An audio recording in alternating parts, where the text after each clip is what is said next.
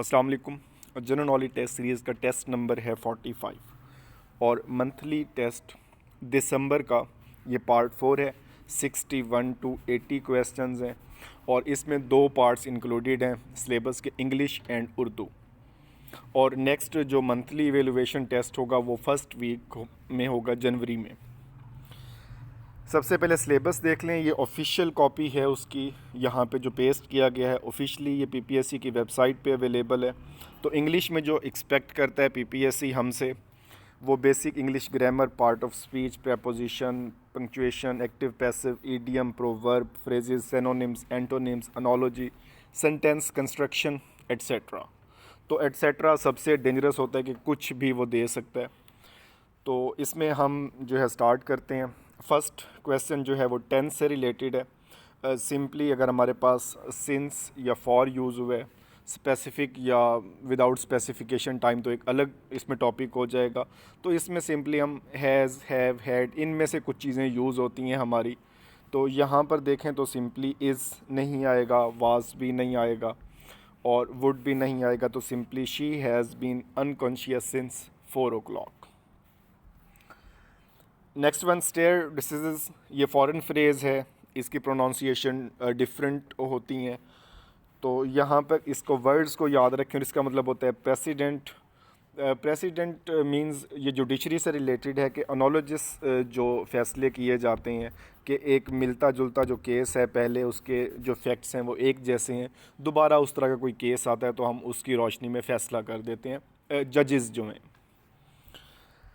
Next one, synonym of fanatical. Fanatical का मतलब होता है जुनूनी और बहुत ज़्यादा जो स्टिकी हो, स्टबबॉर्न हो, ज़िद्दी हो। और यहाँ पर देखें तो जो हमारे पास एजर, रेबेलियस, मॉडरेट और ऑब्सेसिव, हम ऐसे शख्स को कहते हैं जो एक ही आइडिया पे अड़ गया हो, अड़ियल। तो ये इसका सेनोनिम होगा। सेनोनिम्स के लिए एक जो बुक है वो मैंने शेयर की थी, 501 सेनोनिम्स एंटोनिम्स। आप सिंपली गूगल पे लिखें 501 सेनोनिम्स एंटोनिम्स पीडीएफ, तो ये इजीली अवेलेबल बुक है, बट बहुत अच्छी किताब है ये। Next one, complete the idiom. Hell hath no fury like a woman scorned. A is the right answer. और बेसिकली ये 17th सेंचुरी से ओरिजिनेटेड है और ये उस लेडी के गुस्से की बात कर रहे हैं जो लव में रिजेक्टेड हो। और ये क्वीन का था कि उसकी मैरिज के हवाले से उसको रिजेक्ट किया गया, कि वो कहते हैं कि जहन्नम की आग को तुम क्या जानते हो, जो एक इस तरह की औरत जो लव में रिजेक्टेड हो, जो उसका गुस्सा होता है। नेक्स्ट वन, एंटोनिम है ओबिलियन। इसका मतलब जो है सिंपल आपका है नॉट रिमेंडरिंग। इसमें जो है रिमाइंडर, जो इसमें रिमेंबरिंग ना कर रहा हो, जो चीज़ें भूल जाएं, और केयरलेसनेस हो, किसी चीज़ की अवेयरनेस ना होना। तो बिल्कुल एक जो है ऐसा शख्स जो चीज़ों को भूलता है, जिसको कोई मालूमात नहीं है, उसके लिए यूज़ करते हैं। और सिंपली इसमें जो है awareness is the right answer. Awareness, जान पहचान होना, चीज़ों का पता होना, एक पहचान होना, इस सेंस में करते हैं। ये सबसे डिफ़िकल्ट टॉपिक होता है सेनोनिम्स और एंटोनिम्स का। इसको एज सच रट्टे नहीं लगाए जा सकते, तो जितना हो सकता है इनको आप निमोनिक्स से करें या अटैचमेंट से करें या रूट वर्ड से करें, जो आपको ईजी लगे। नेक्स्ट वन, प्रपोजिशन है he is very particular about his clothes. तो पार्टिकुलर इसमें जो है अबाउट के मतलब किसी चीज़ के बारे में कॉशियस होना, केयरफुल होना, सिंपली हम इसके लिए करते हैं, फिक्स प्रपोजिशन है। Next one, he was. तो ये सिंपली हम यूज़ भी करते हैं इन सच अ हरी, कि वो इतनी जल्दी में था, कि that he forget his keys, कि वो अपनी चाबियाँ ही भूल गया। तो he was in such a Hari that he forget his keys. Next जो करेक्शन इसमें है, आइडेंटिफाई करना है वर्ड जिसके स्पेल ठीक हैं। इसका सबसे आसान तरीका ये होता है कि आप इसको एक नज़र देखें। इसमें जैसे यहाँ पे अगर सिंपली अगर आप इसको बगैर पढ़े देखें तो सबसिस्टेंस लिखा हुआ है, और इसके स्पेल ख़ुद आप अलग से रफ़ पे लिख लें। तो अमूमी तौर पे हम ये वर्ड यूज़ कर रहे होते हैं, तो आप अपने स्पेल पहले लिखें, फिर उसको चेकआउट करें कि वो ऑप्शन कौन सा है, और फिर उसको देखें। तो B is the right answer. Next one, he said to him, is not your name Ahmad. ये डायरेक्ट इनडायरेक्ट का फ़िक्र है। डायरेक्ट में जो दिया हुआ इनडायरेक्ट में, तो सबसे पहले तो यहाँ पे जो है सेड वाला तो यहाँ पे नहीं आएगा, यहाँ पे सवाल और है, और टोल्ड भी नहीं आएगा। दो तो इसको आगे हमें देखने की ज़रूरत ही नहीं है। यहाँ पे या तो इंक्वायर्ड आ सकता है या वेदर या इफ़ का यूज़ होगा और आस्क आएगा, तो ये भी पॉसिबल है और ये भी पॉसिबल है। फर्स्ट वन देखें, he asked whether his name was Ahmad, और यहाँ पे तो निगेशन शो हो रही है, नॉट की बात हो रही है। Is not your name Ahmad, क्या तुम्हारा नाम अहमद नहीं है? तो simply he inquired whether his name was not Ahmad. This one is the right answer. And the last question for English portion, to set the people by ears, तो simply idiom है और इसका मतलब होता है टू एक्साइट पीपल टू करल, किसी को लड़ाई झगड़े के लिए उकसाना और एक जोश पैदा करना कि वो उसमें लड़े। और इसमें जो ये करेक्शन थी पहले, इसमें आई थिंक कोई और इसमें आंसर था, I think to insult and disgrace the people, but this one is the right answer. Next Urdu का पोर्शन है। उर्दू का पोर्शन अब वाले पेपर में काफ़ी चेंज है। पास्ट पेपर से एज सच बिल्कुल नहीं बन रहा पेपर, न्यू से न्यू सवाल आ रहे हैं और बहुत डिफ़िकल्ट सवाल आ रहे हैं। तो सबसे पहले इल्लामा इकबाल के अलावा किस शायर का ताल्लुक़ सियालकोट से है?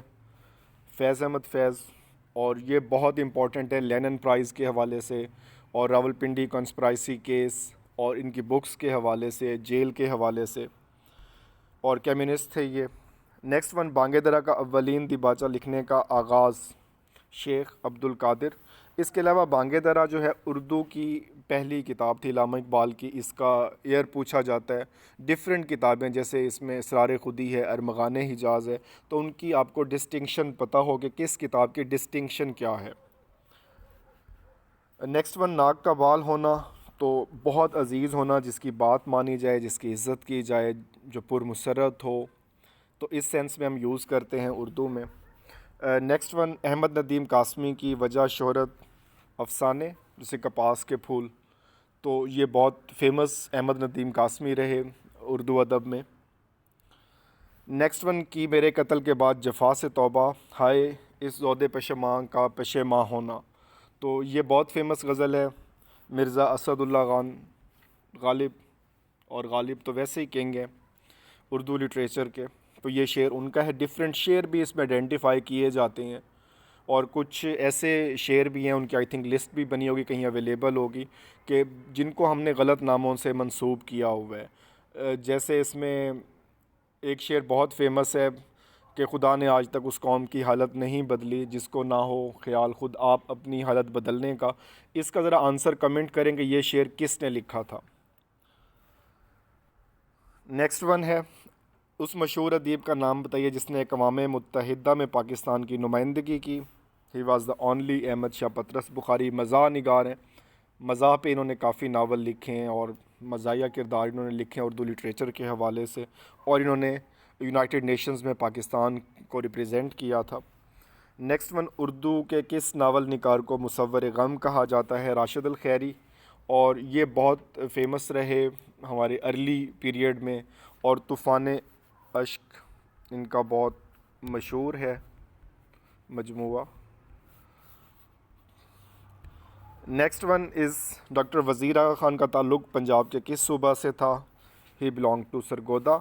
और क्रिटिक के हवाले से इनका बहुत ज़्यादा जो काम है तनकीद के हवाले से। इसके अलावा जो है ये नकाद, इसको आप कह सकते हैं, इंशाइया निगार थे और बहुत से इंशाइया इन्होंने लिखे जिसको इंग्लिश में हम ऐसे राइटिंग कहते हैं, और इंशाइया का जो फादर है वो सर सैयद अहमद ख़ान को माना जाता है उर्दू लैंग्वेज में। नेक्स्ट वन, एक था लड़का टूट बटूट, तो ये हम सब ने पढ़ी हुई है, सूफ़ी ग़ुलाम मुस्तफ़ा तबस्सुम साहब इसके राइटर हैं। एंड द लास्ट वन, डूबते को तिनके का सहारा, तो ये अकॉर्डिंग टू फ़िरोज़ुल लुगात जो हमारी डिक्शनरी है उर्दू के हवाले से, इट इज़ ज़रबुल मिसल। इसमें कोई इम्प्रूवमेंट हो आप वो कर सकते हैं, और कहीं करेक्शन है तो वो कर दें। Thank you, best of luck. कल लास्ट पार्ट होगा और नेक्स्ट वन फिर हम जो अपना पुराना जिस तरह से हम चला रहे थे हम उसी तरह से आगे चलेंगे और इंशाल्लाह इसको कंटिन्यू करेंगे। Thank you.